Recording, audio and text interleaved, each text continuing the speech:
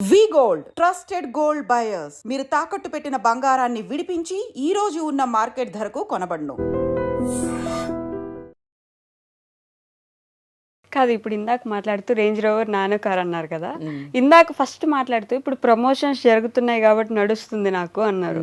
మరి range rover ఉంది మీకు, ప్రమోషన్స్ మీద ఆధారపడి బ్రతకాల్సిన అవసరం ఏమొచ్చింది? రేంజ్ రోవర్ ఉన్న వాళ్ళు ప్రమోషన్స్ మీద బతుకుతున్నారంటే ఎవరో నమ్మరు. ఫస్ట్ రేంజ్ రోవర్లో డీజిల్ పోయాలంటే పని చేయాలి కదా, చాలా ఖర్చు అవుతుంది. అది 7-8 కిలోమీటర్లే ఇస్తుంది మైలేజ్. రేంజ్ రోవర్ కొనుక్కున్నారు కదా ముందే. ఫ్యాక్ట్ మేము కొన్నది ఇద్దరం కలిసి లాంగ్ బ్యాక్ 6 years బ్యాక్ కొన్న, 5 years బ్యాక్ 2019 రేంజ్ రోవర్. అది దానికి ఈఎంఐలు కట్టి కట్టి కట్టి ఇప్పుడు మా సొంతమైంది తప్ప దానికి చాలానే కష్టమైంది. దాన్ని మెయింటైన్ చేయాలంటే సర్వీసింగ్ ఇస్తే తెలియని వాళ్ళు లేరు. 70,000 80,000 1 lakh కూడా అవుతుంది. మొన్న రిపేర్లు బెల్టులు అన్ని చేంజ్ చేసి 3 lakhs అయింది. 2 months నుంచి కడతలేడు మా అన్న. వాళ్ళకు సర్వీసింగ్ చేపించి తెచ్చిండు, ఉద్దర పెట్టిండు. సో ఇయ్యకపోతే ఇప్పుడు మళ్ళీ అన్ని జమ చేసి నాకు వచ్చిన డబ్బులు కొన్ని, మా అన్నకు వచ్చినాయి అన్ని ఆయనకి ఇచ్చినాం. సో ఇంత కష్టం ఉంది. అట్లని ఇప్పుడు రేంజ్ రోవర్ తీసేసి సైకిల్ కొనుక్కొని తిరగలేము కదా.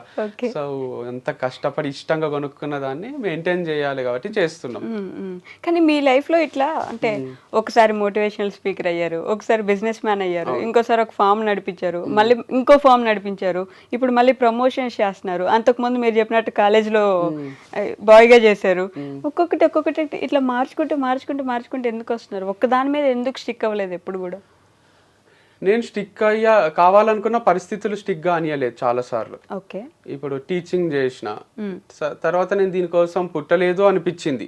ఇష్టంగానే చెప్పిన సబ్జెక్ట్ కూడా నాకేమి అది బ్లడ్ లో అనువనువున లేకుండే. అంటారు కదా, నచ్చిన పని అన్నా చెయ్యాలి, వచ్చిన పని అన్నా నచ్చినట్టు చేయాలి. నేను వచ్చిన పని నచ్చినట్టు చేసిన.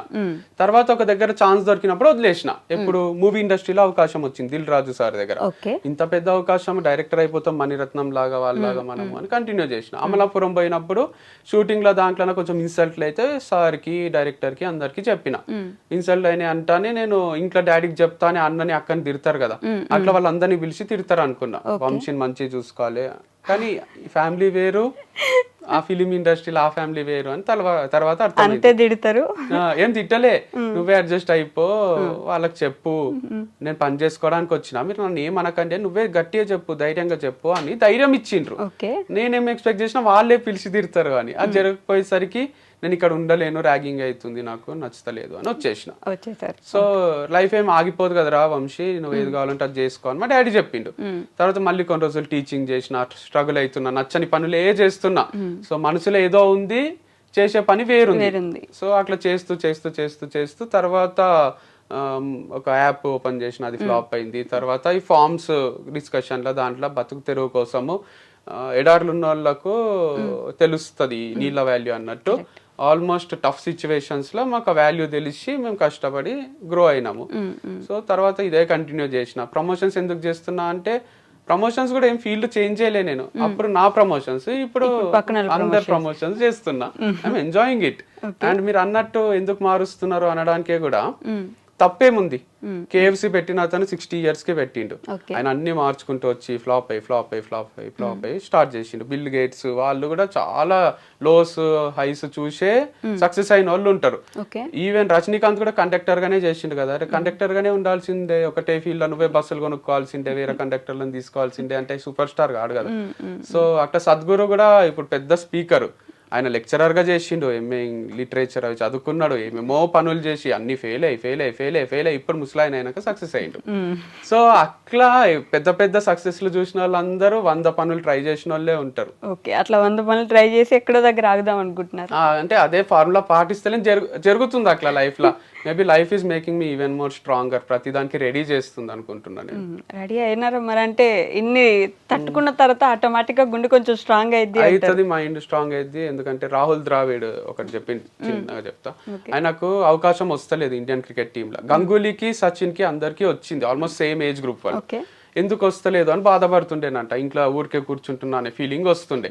కాకపోతే ఆయన మొత్తము రంజీ మ్యాచెస్ అన్ని ఆడి ఆడి ఆడి ఆడి గేమ్ అంతా ఇంప్రూవ్ అయిపోయింది ద్రావిడ్ది.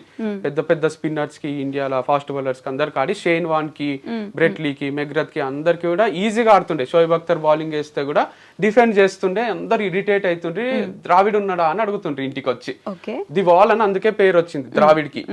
అట్లా ఎందుకు జరిగింది అంటే ఆయన 5 years డిలే అయింది ఆయనకి ఇండియా క్రికెట్ టీమ్ కి సెలెక్ట్ కావడం. ఆ 5 years లో అన్ని నేర్చేసుకున్నాడు ఆయన టెక్నిక్స్, ఎట్లా డిఫెండ్ చేయాలి, ఎట్లా కొట్టాలి, ఎట్లా వికెట్ కాపాడుకోవాలని. సో సచిన్ కి, గంగూలీకి హెల్ప్ గాంధీ ద్రావిడ్కి అయ్యి, సచిన్ అంటే ఎంతమంది ఫ్యాన్స్ ఉంటారో సచిన్ గెలిపిస్తాడో అనే నమ్మకం అది వేరు. కానీ సచిన్ అవుట్ అయినాక కూడా ఇంకా నమ్మకం ఉండాలంటే వచ్చి ఇంటికి వచ్చి అడుగుతుండ్రి, ద్రావిడ్ ఉన్నాడా, అమ్మయ్య ద్రావిడ్ ఉన్నాడు చాలు, అంటే ద్రావిడ్ ఉంటే లాస్ట్ వరకు ఉంటాడు, ఏదో ఒకటి చేస్తాడు అనే ఫీలింగ్. సో అట్లా డిలే అవుతుందేమో కానీ it's making me even more perfect. Life అనే గేమ్ ని ఈజీగా ఆడేటట్టు చేస్తుంది. ఓకే, కాదు మీకు ఈ కథలు చెప్పడం లేదంటే ఇంకెక్కడో స్టోరీస్ చెప్పడం బాగా అలవాటు కదా, ఈ మోటివేషనల్ స్పీకింగ్ లాగా వెళ్ళేసి ఎక్కడదో ఎప్పుడుదో జరిగిన స్టోరీ ఒకటి చెప్తే కొంచెం మోటివేట్ అవుతారు జనం. అవును, కానీ అదే పనిగా చెప్పడం కూడా కాదు. It's like my brother sister కి చెప్పినట్టే ఇది. వినే వాళ్ళకి కూడా ఇంటర్వ్యూ ఊరికే చూస్తే ఏమొస్తుంది, వాళ్ళకు ఉపయోగపడే విషయాలు ఏవో ఒకటి చెప్పాలి కదా. నేను పోయి ప్రిన్సిపల్స్ ని కలుస్తుంటే మా మామ భరత్ మామ అని రంజోల్ జైరాబాద్ దగ్గర ఉంటాడు, ఆయనతో కూర్చుంటే టైమే తెలియదు మాకు.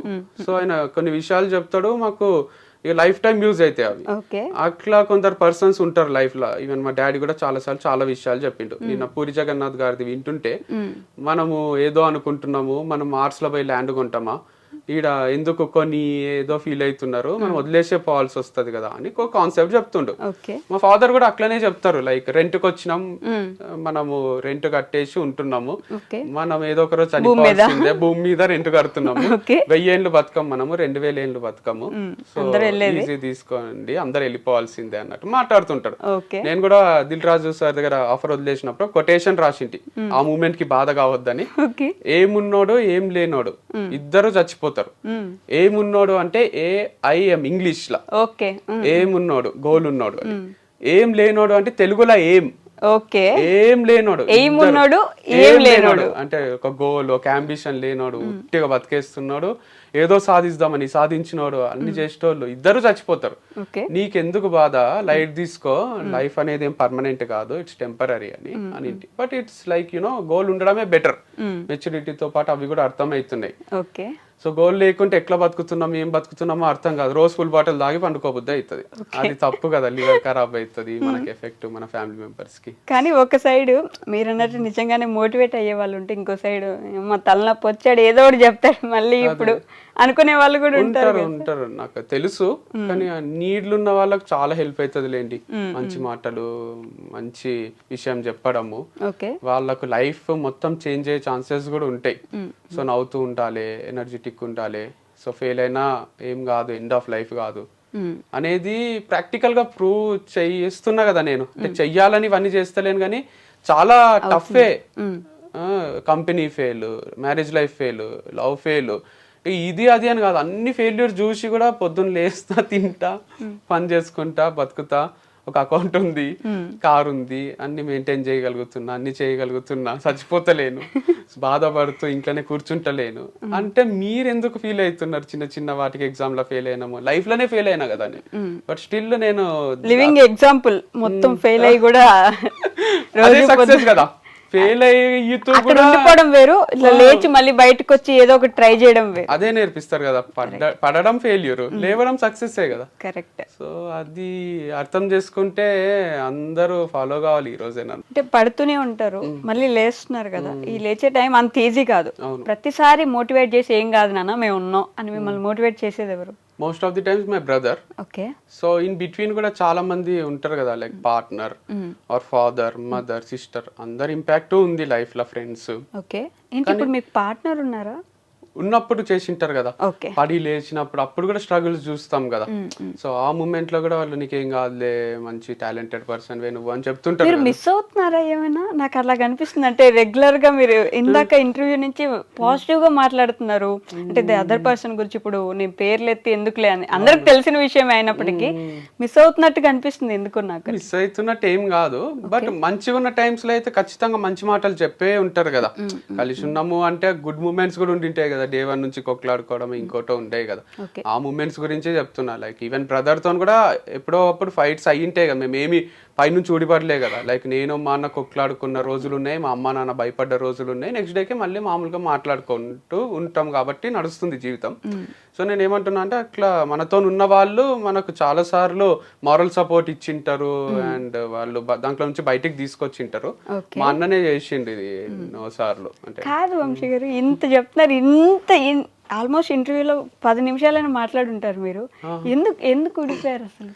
మెయిన్ రీజన్ ఏమై ఉండదు? మళ్ళీ అదే అడుగుతున్నారు. చెప్పున్నా కూడా నాకు ఈ ఇంటర్వ్యూ నేను వినేటోళ్ళకి కూడా బోర్ టు బి హానెస్ట్ నేను అసలు మాట్లాడదాం అనుకోలేదు ఆ టాపిక్. కాకపోతే మీరు ఇంటర్వ్యూలో కూర్చొని అంత పాజిటివ్ గా మాట్లాడుతుంటే అసలు ఏంటి ఇప్పుడు ఏమైనా మారిపోయారా, లేకపోతే మైండ్ లో ఏమైనా? ఏం మాట్లాడతలేను ఇప్పుడు. ఒకరు కూలిపోవాలని కోరుకునే మనిషిని కాదు నేను. అంటే వాళ్ళ డౌన్ ఫాల్ చూడాలనుకోను, అదొకటే మాట్లాడినా నేను. ఇప్పుడు కూడా బ్రేకప్ గురించో సపోర్ట్ చేసిందని చెప్పారు, అవి చెప్పి నేను అడగదలుచుకోలేదు. అందరికి చెప్పేశారు, విసిగిపోయి ఉంటారు కదా. చెప్పాను కదా ఇప్పుడు ఎట్లయినా, ఎందుకంటే ఆడియన్స్ కోసం చెప్పాను నేను. మనం ఇద్దరమే ఉండి మీరు అడిగితే నేను ఆఫ్ కెమెరా ఆఫ్ చేసినాక చెప్తానేమో, ఇట్లా జరిగింది, ఇట్లా అయింది, ఇందుకు అయింది, ఇట్లా ఏమన్నా మీకన్నా ఇంట్రెస్టింగ్ గా వింటారేమో. కానీ ఆన్ కెమెరా నేను చెప్తే ఎందుకురా మళ్ళీ అది ఏ చెప్తున్నావు అనిపిస్తుంది కదా వాళ్ళకు. ఓకే, సో సపోర్ట్ చేసిన వాళ్ళు ఉన్నారు, పడినప్పుడల్లా మిస్ కావడం కూడా మీరు అన్నట్టు మిస్ కాను అని ఎందుకు అనుకుంటున్నారు అంటే పిచ్చా, నాకేమన్నా లవ్ చేసి పెళ్లి చేసుకున్నా నేను, మిస్ అయితా అండ్ తర్వాత ఇక మిస్ అవుతూనే ఉండిపోతే నడవదు కదా జీవితం. అరే ఆ మూమెంట్స్ అవన్నీ అయిపోయినాయి కదా అని కొత్త లైఫ్ స్టార్ట్ చేసుకుంటాం, అంతేగాని అన్నీ ఉంటాయి. మీరు మిస్ అవుతున్నారా అంటే ఇప్పుడు నేను కళలో నుంచి నీళ్లు తీసినా కూడా ఏం ఉపయోగం లేదు కదా. అదే అందుకే అడిగాను నేను. మరి ఇప్పుడు కూడా మీరు అదిగో మళ్ళీ నన్ను క్వశ్చన్ అడిగేలా చేస్తున్నారు. ఇప్పుడు మీరు మిస్ అయ్యాను అవుతున్నాను అంటే నేను అడగనా మరి క్వశ్చన్ ఎందుకు అని అడుగుతారు కదా ఆబ్వియస్లీ.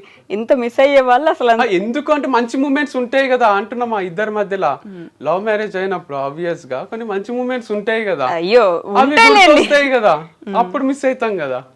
నేను ఎందుకు అని బ్రేకప్ అయినందుకు, డివర్స్ అయినందుకు కొన్ని డిస్టర్బెన్సెస్ కూడా వచ్చింటాయి కదా, అవి గుర్తొచ్చినాక ఓవర్కమ్ చేస్తాము. అరే మంచిది, అవి గుర్తొచ్చి ఓవర్కమ్ చేస్తున్నారా, అంతేనా? అనుకోకుంటే నడవదు కదండి జీవితం, ఏం చేయమంటారు? మరి ఏంటి ఇప్పుడు చెప్పండి మీరు చెప్పండి. అయిపోయింది నాది. అయిపోయిందా? కాదు, ఇవన్నీ చేశారు, ఇప్పుడు ప్రమోషన్స్ చేస్తున్నారు పక్కన వాళ్ళకి. మీరేం ప్లాన్ చేస్తున్నారు నెక్స్ట్? ఓకే నేను ఇది స్టార్ట్ చేస్తాను, లేదంటే మళ్ళీ మోటివేషనల్ స్పీకింగ్ ఏమైనా చేస్తారు, ఇట్లా ఏమనుకుంటున్నారు నెక్స్ట్? ఏంటి నెక్స్ట్ ఏం అనుకుంటలేను. రోజుకు 20-30 వేలు వస్తున్నప్పుడు నెక్స్ట్ ఎందుకు అనుకుంటారు? పెట్రోల్ కి 2-3 వేలు పోయినా 25 వేలు మిగులుతున్నప్పుడు రోజుకి ఇక నెక్స్ట్ ఆలోచించాల్సిన అవసరం ఏముంది నాకు? తర్వాత ఇది ఆగిపోయినాక మళ్ళీ ఒక వారం ఆలోచించి నేను అక్కడ మళ్ళీ ఏదన్నా ఐడియా క్లిక్ అయితే అది ఇంప్లిమెంట్ చేస్తా, అంతేగాని నేను నెలకు 5-6 లక్షలు వస్తున్న టైంలో ఎఫర్ట్లెస్ గానే అంటే అక్కడికి వెళ్తారు అంత ఈజీ కూడా ఉండదు. మీరు అంత తీసి పడేకండి, నేను చెప్తే మీరు వినాలి అంతే.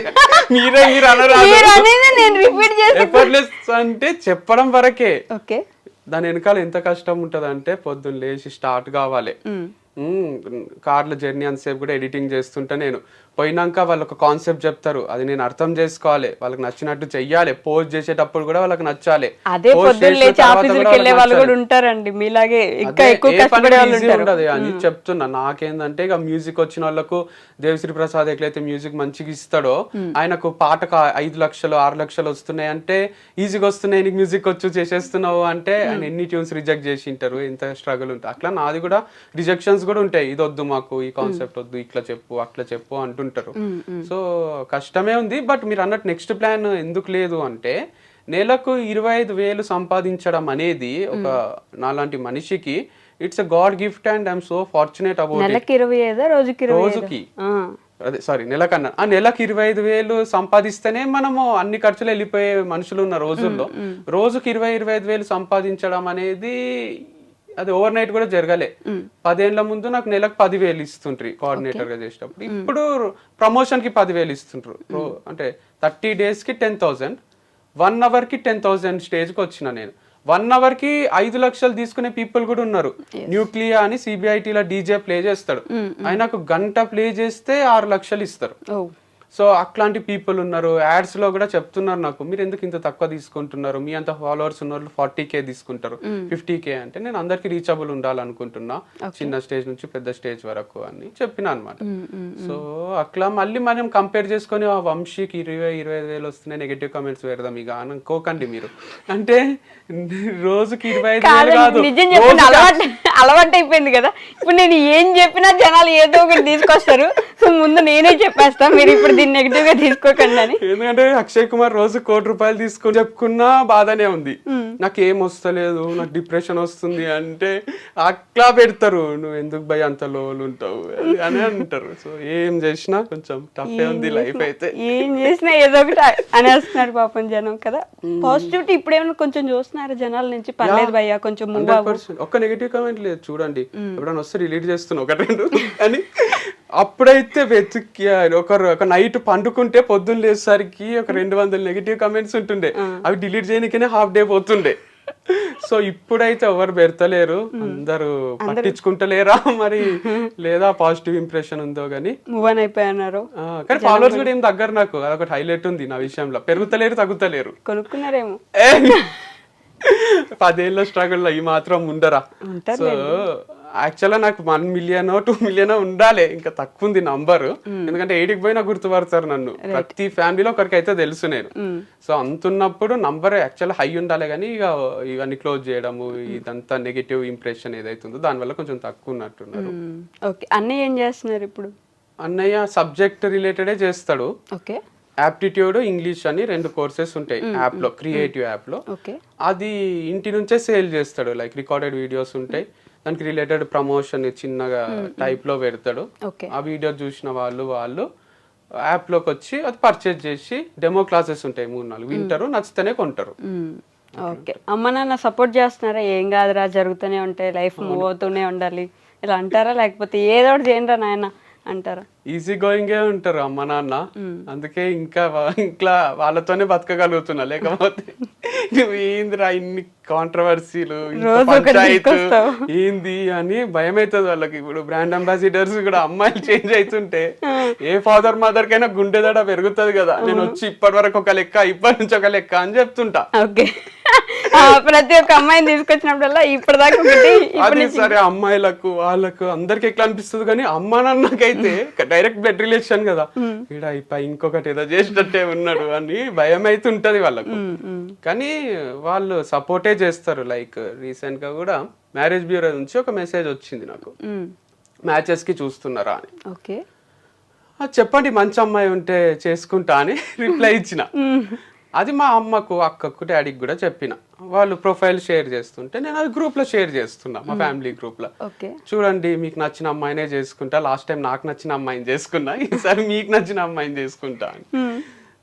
అంత సపోర్టింగ్ ఫ్యామిలీ కూడా ఉండరు కదా, లైక్ చేసుకోబెట్టాయే అన్నట్టే ఉంటారు వాళ్ళు. మంచిదే కదా, అంటే ఒంటరిగా ఉండిపోవాలి నేను జీవితాంతం అని ఉండదు కదా, వాళ్ళకు ఒక తోడు ఉండాలి, మేము ఎన్ని రోజులు వీనితోనే ఉంటాము అనే ఫీలింగ్లు ఉంటారు కదా పేరెంట్స్, నీకు కూడా ఫ్యూచర్ లా ఉండాలి కదా అని.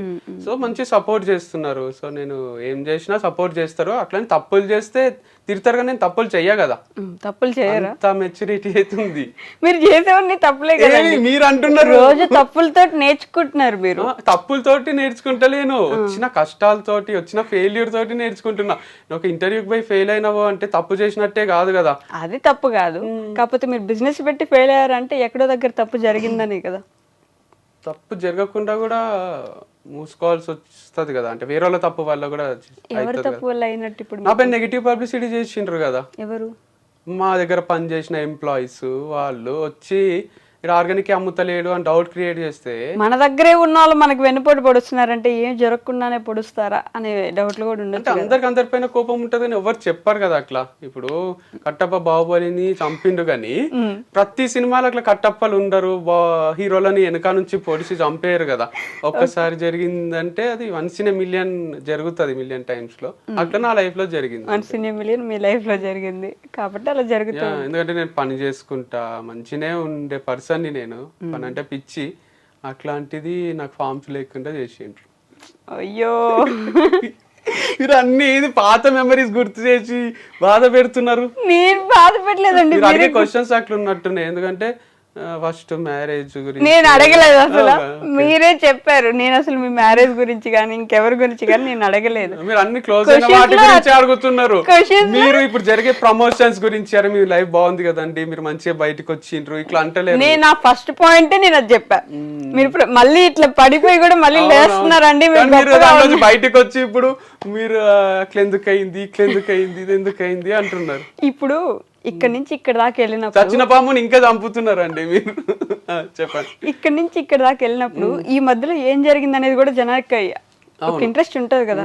ఏం జరిగితే మళ్ళీ ఇక్కడ నుంచి ఇక్కడికి వెళ్ళగలిగారు, ఇక్కడ నుంచి ఇక్కడ దాకా వచ్చారు. ఆ ఇంట్రెస్ట్ ఎలా జరిగింది అనేది మాత్రం తెలుసుకోవాలి. నేను చెప్తా.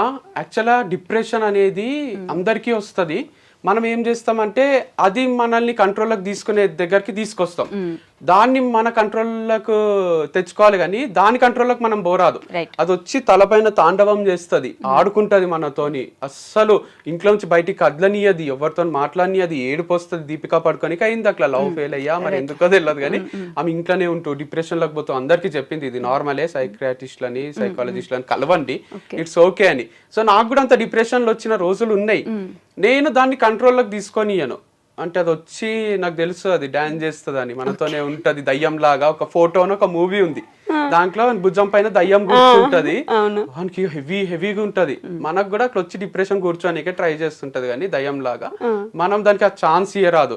మంచిగా ఫ్రెండ్స్ తో తిరగడము, ఫ్యామిలీతో టైం స్పెండ్ చేయడము, మ్యూజిక్ వినడము, బుక్స్ చదవడము, క్రికెట్ ఆడడము, చూడడము, ఇట్లాంటి వాటికి మనం అడిక్ట్ అయినాం అనుకోండి, గుడ్ హ్యాబిట్స్ ఉంటాయి, అప్పుడు దాంట్లోంచి బయటికి రావచ్చు. నిన్న వచ్చింది లో ఫీలింగ్ నాకు.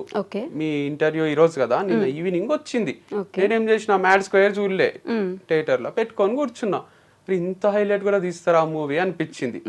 మ్యాడ్ నచ్చింది నాకు, మ్యాడ్ స్క్వేర్ నచ్చింది. అంటే ఆ హ్యూమర్, ఆ లైట్ నోట్ లో తీస్తున్నారు చూడండి మూవీస్. ఇట్స్ గ్రేట్ టాలెంట్ అనిపిస్తుంది. ఆస్కర్ ఇవ్వచ్చు వాళ్ళకు. మనం ఎట్లాంటి వాటికి ఇస్తామంటే యానిమేటెడ్ మూవీస్ కో ఇంకోటో అట్లా ఆలోచిస్తాం, కానీ ఇది కూడా చాలా కష్టం ఇట్లా తీయడం. హ్యూమర్ ఎలా మెయింటైన్ చేయడం కూడా అంత పాజిటివ్ అడిక్షన్స్ ఉన్నప్పుడు మూవీస్ అని, క్రికెట్ అని ఎందుకు బాధపడాలి మనం. ఓకే, మొత్తానికి వంశీ గారు మళ్ళీ పెళ్లి చేసుకుంటున్నా అని చెప్పారు ఇప్పుడు ఇంటర్వ్యూలో.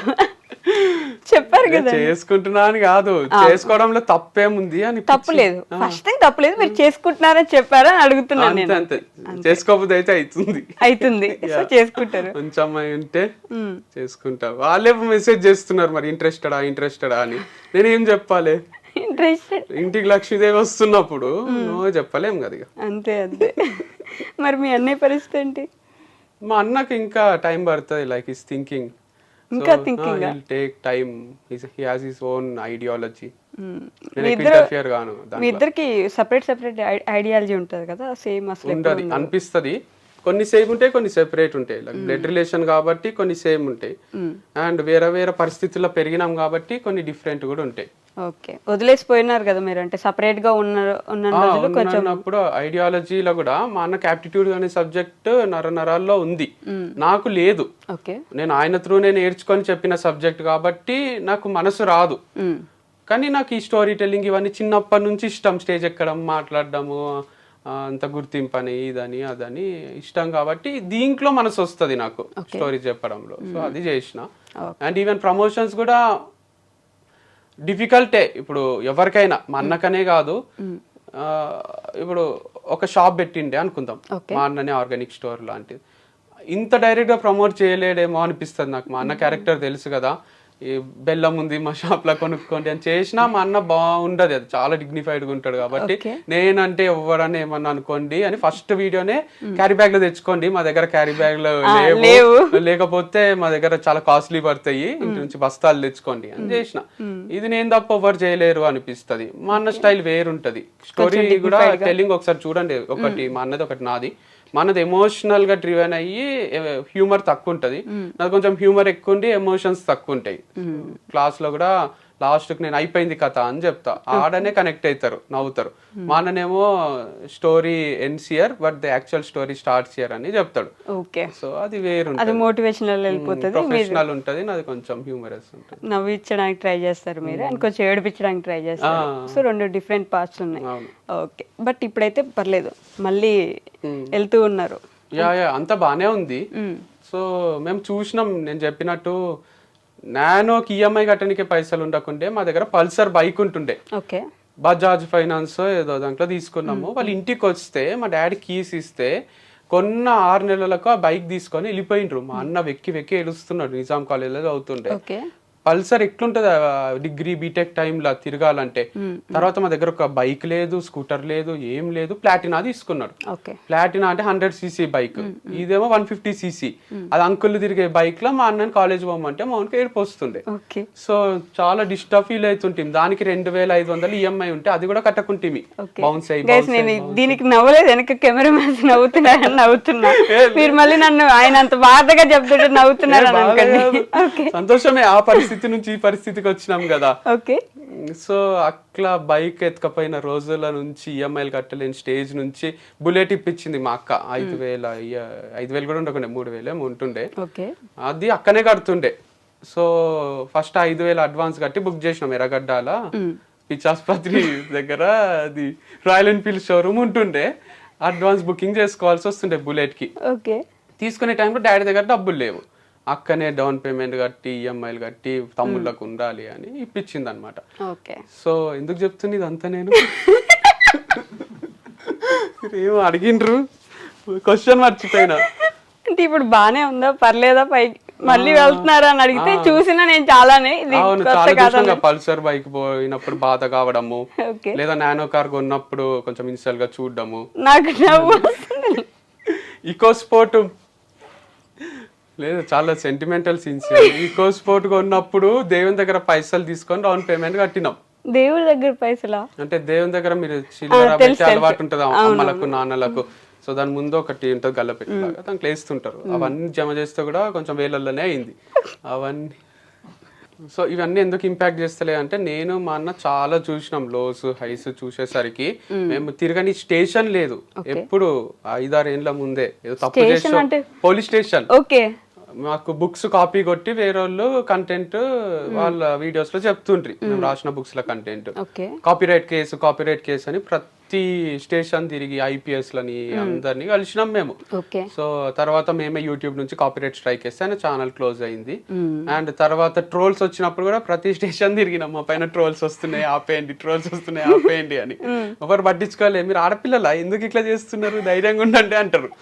ఆడపిల్లలకే ఉంటుందా సార్ హార్ట్, నాకు కూడా బాధ అవుతుంది అని మేము సరే వాళ్ళందరినీ రప్పిద్దాము ఇక్కడికి స్టేషన్ కి అని. ఓకే కంప్లైంట్ తీసుకుందామని FIR మీద సంతకం పెట్టే టైంలో ఇక వాళ్ళ ఫ్యూచర్ కూడా స్పాయిల్ అవుతుంది కదా, ఆలోచించండి అని అన్నారు. వాళ్ళు కూడా రిక్వెస్టింగ్ గా అన్ని డిలీట్ చేస్తామన్నారు. తర్వాత మేము యాక్సెప్ట్ చేసినాం. సో మాకు అన్ని చూసినాం, మేము ట్రోల్ చూసినాము, ఇట్లా కాపీ కొట్టి కాపీరైట్ యాక్ట్స్ కింద అన్ని నాలెడ్జ్ ఉంది కాబట్టి చాలా చూసినాం. కాబట్టి నెగిటివ్ కమెంట్స్, ఇప్పుడు జరుగుతున్న లాస్ ఏం అనిపించదు, ఎఫెక్ట్ చెయ్యాయి. వంశీ ఫార్మ్స్ క్లోజ్ అయితే ఎంత బాధ అయిందో, పల్సర్ తీసుకున్న రోజు వాళ్ళు ఫైనాన్స్ వాళ్ళు కూడా ఆల్మోస్ట్ అంతే బాధ అయింది. సో ఆ పెయిన్ చూసిన వాళ్ళకి ఈ పెయిన్ ఏం కొత్త కాదు కదా. ఓకే, కానీ ఇందాక మీరు ఒక మాట అన్నారు చూడండి, ఆడపిల్లలే ఏడవల్ల, ఆడపిల్లలకే బాధ ఉంటుందా? ఏ అబ్బాయిలకి మనుషులు కాదా, అబ్బాయిలకి మనసులు ఉండవా అన్నట్టు.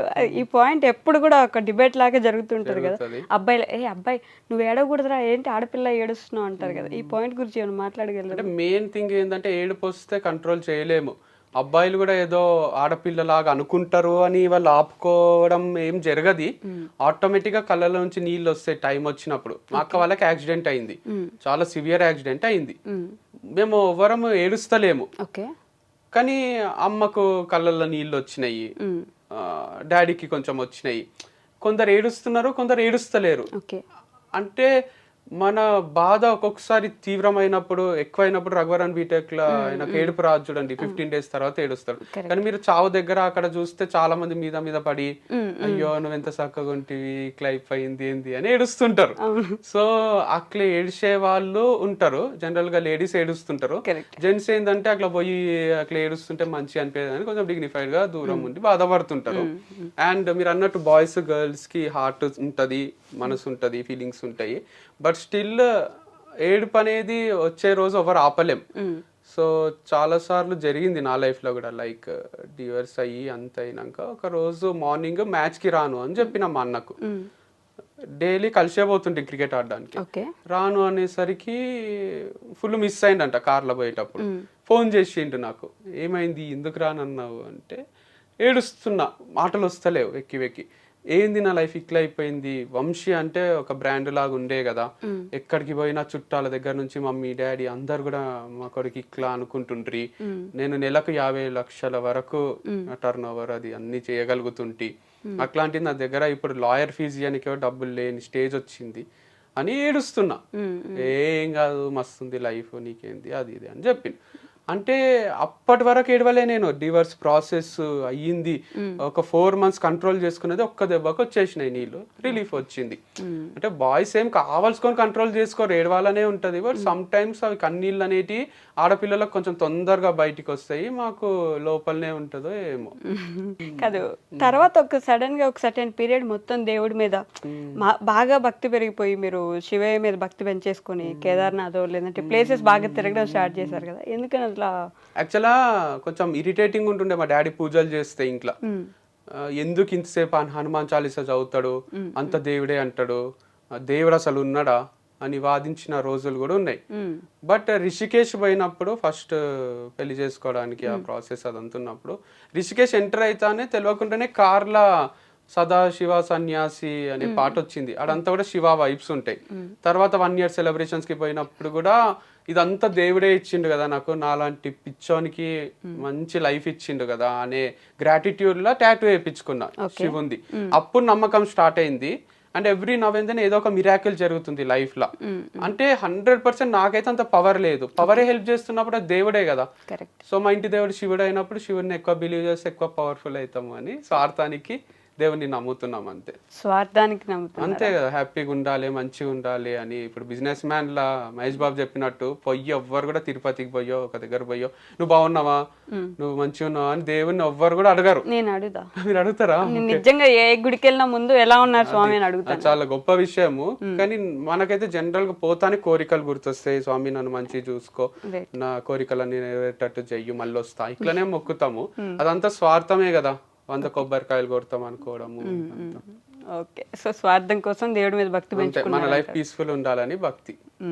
ఓకే, బట్ నిజంగా అండి, అంటే మీ లైఫ్ ను ఒక సినిమాలాగా తీసుకోవచ్చు. ఏదో పెద్ద సక్సెస్ఫుల్ అని కాదు, పడుతూ లేస్తూ పడుతూ లేస్తూ పడుతూ లేస్తూ కూడా నిలబడ్డందుకు సినిమాలాగా తీయచ్చు. It's too early to judge also, like I'm in 30s, early 30s. So I have so much of life in future. ఇంకా 30 years ఉంది నాకు. సో ఈ 30 years లో ఏమైనా జరగవచ్చు. సో బిగ్గెస్ట్ ఫెయిల్యూర్ కావచ్చు, బిగ్గెస్ట్ సక్సెస్ఫుల్ పర్సన్ కావచ్చు, దానికి నాకు ఎవరైనా తోడు ఉండొచ్చు, ఉండకపోవచ్చు. సల్మాన్ ఖాన్ లాగా ఇండిపెండెంట్ ఉండొచ్చు, లేదా మహేష్ బాబు లాగా కలిసి సక్సెస్ కావచ్చు, ఏం చెప్పలేము. సో లైఫే డిజైన్ చేసుకుంటది, మనం మన పని చేస్తూ పోవాలి. అండ్ మీరు అన్నట్టు సినిమా 100% తీయొచ్చు. సో నా కాపీరైట్ కొనకుండా అయితే తీయకండి, మస్తు డేంజర్ మీకు. మళ్ళీ స్టేషన్ లో చుట్టూ తిప్పిస్తా నేను. మైండ్ ఏమన్నా కొంచెం ఇట్లా ఈ మాదిరి మారిపోయిందా? అంటే ప్రతి దాంట్లో కామెడీ చేయగలుగుతున్నారు అట్లేం లేదు. అంటే నాకు అనిపిస్తుంది ఇంత ఇంట్రెస్టింగ్ స్టోరీ కదా, మనమే తీసుకునే స్టేజ్ లో ఎందుకు లేము. అప్పుడు దిల్ రాజు దగ్గర వర్క్ చేసింటే స్క్రిప్ట్ రైటింగ్ అన్ని నేర్చుకొని నా కథ నేనే రాసుకొని డైరెక్షన్ చేస్తుంటే కదా, ఎవరో ఒకరు చెప్పకుండా అర్జున్ రెడ్డి తీసినట్టు నా కథ తీసేస్తే, అంటే అదంటే సార్దే, సందీప్ రెడ్డి వంగ గారు కొంచెము వాళ్ళ స్టోరీనో వాళ్ళు తెలిసిన వాళ్ళ స్టోరీ తీసేసుకున్నారు. నా స్టోరీ కూడా కొంచెం ఇంట్రెస్టింగ్ గా ఉంటుంది. అర్జున్ రెడ్డి మాదిరి స్టోరీ ఉందంటారు మీకు? అంతకు మించి ఉంది. అంటే చాలా పెయిన్ఫుల్, చాలా లవ్ రిలేటెడ్ కానీ లైఫ్ రిలేటెడ్ కానీ చాలా సిచ్యువేషన్స్ ఉన్నాయి. అండ్ నేను స్టార్ట్ చేసిన విధానం కూడా ఫ్రమ్ నోవేర్ స్టార్ట్ చేసి, అండ్ తర్వాత మూవీస్లో తిరిగిన నేను. అండ్ ఫార్మ్స్ అని ఇదని అదని, లవ్, మ్యారేజ్, డివర్స్, చాలా ట్విస్ట్లు టర్న్లు ఉన్నాయి కదా. సినిమాకి కావాల్సిందే ట్విస్ట్లు టర్న్లు కదా. నేను చెప్పని విషయాలు కూడా ఎన్నో ఉండింటాయి కదా, లైక్ చిన్న చిన్న ఏమంటారు వదిలేసి ఉంటా కదా ఆన్ కెమెరా చెప్పకుండా. అట్లాంటి డైరెక్టర్ తో ఎవరితో డిస్కస్ చేస్తే మస్తు హిట్ అవుతుంది. గల్లీ బాయ్ అని ఒకటి తీసిండ్రు. అది గల్లీ బాయ్స్ నిజంగానే వాళ్ళు ర్యాపర్స్, గల్లీ బాయ్స్ నుంచి ర్యాపర్స్ అయిండ్రు. వాళ్ళకి ఎంతో ఇచ్చి తీసిండ్రు డబ్బులు. అట్లా నాకు ఇచ్చి తీయాలి మూవీ తీస్తే కూడా. ఫ్రీగా తీసే కంటెంట్ కాదు ఇది, చాలా వాల్యుబుల్ కంటెంట్. మిమ్మల్ని హీరోగా పెట్టి తీస్తారు. అప్పుడు నాకు యాక్టింగ్ రాదు కదా, విజయ్ దేవరకొండ అని పెడితే చూస్తారు. ఓకే, మీ సినిమా తీస్తే విజయ్ దేవరకొండ హీరో కావాలి అంతేనా? అంతే, అంటే ఎవరైనా తీసుకొని మీ ఇష్టం, అది నాకైతే నా డబ్బులు ఇచ్చేసేయండి. ఓకే, మధ్యలో వచ్చిపోయే ఫాలోవర్స్ కాకుండా ఏం చేసినా వంశీ అన్న మంచోడు అని నమ్మి ఉండే ఫాలోవర్స్ కి మీరు ఏమైనా చెప్పాలనుకుంటే నో యూ కెన్ సే. ఏం లేదు, మీ నమ్మకం కరెక్టే, మంచోనే నేను. సో నన్ను నమ్మండి. అండ్ దాంతో పాటు మీరు ఏమనుకుంటున్నారో అది సాధించలేకపోయినా అది ఎక్కువ మైండ్ మీదకి తీసుకోకండి. You always want to be something big in life. మాకు కూడా ఐఏఎస్ ఐపీఎస్ కావాలని ఉంటుండే, మా డాడీ కోరిక అది. అక్క అన్న కూడా కోచింగ్ పోతుండ్రి బ్రెయిన్ ట్రీ అని హిమాయత్ నగర్ లో పోతుండ్రి వస్తుండ్రి చదువుకుంటుండ్రి. తర్వాత వాళ్ళకి ఒక స్టేజ్ లో అర్థమైంది బ్యాంక్ జాబ్ తెచ్చుకోవడమే కష్టము, ఐఏఎస్ ఐపీఎస్ అంటే ఇట్స్ నాట్ ఏ జోక్ అని వాళ్ళకు డైజెస్ట్ అయ్యి తర్వాత వాళ్ళు వేరే ఫీల్డ్స్ వేరే చూస్ చేసుకున్నారు. నాకు కూడా నువ్వు ఐఏఎస్ గారా మీ అన్న అక్క ఎక్కడైనా కాలే నువ్వు కారా అని అంటుంటాడు డాడీ, అంటుండే. ఇప్పుడు అంటే ఏజ్ లిమిట్ కూడా ఆల్మోస్ట్ అయిపోయింది.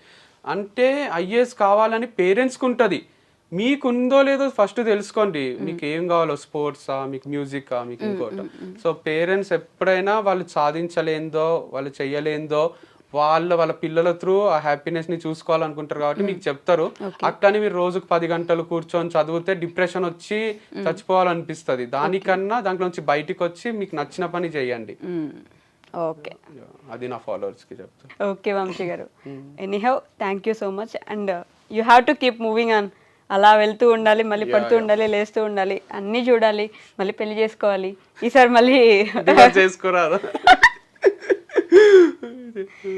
అయ్యయ్యో ఏంటండి మీరు మంచి చూసుకుంటలేండి. డివర్స్ చేసుకోరాదా అంట.